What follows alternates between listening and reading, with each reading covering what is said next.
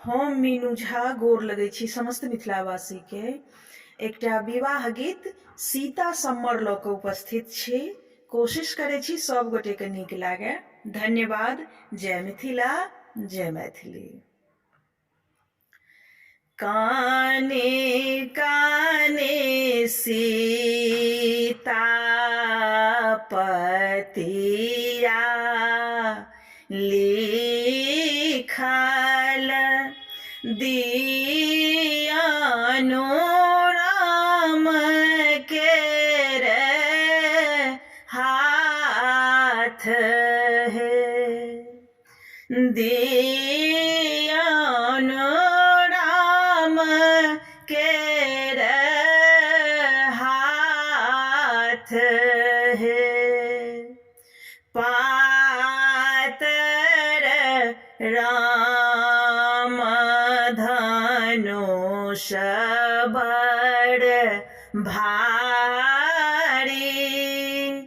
कोना पति बचत तोहार है।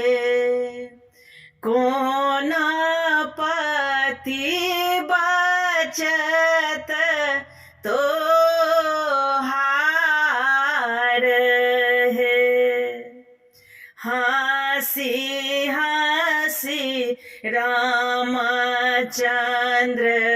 पतिया पढ़ाई छथि। किए सीता गेली अगुताइयो।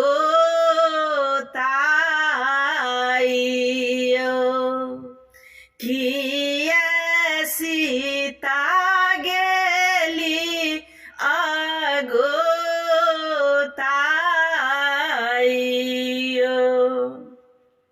ई शब्द सुनि राम धनुषा उठाओल। धनुष तोड़ल तीन खंड यो। खुशी भेला बाप खुशी नागर लोक सब।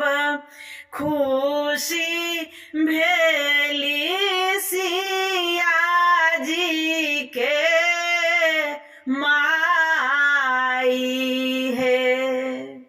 खुशी भेली सिया जी के माई है।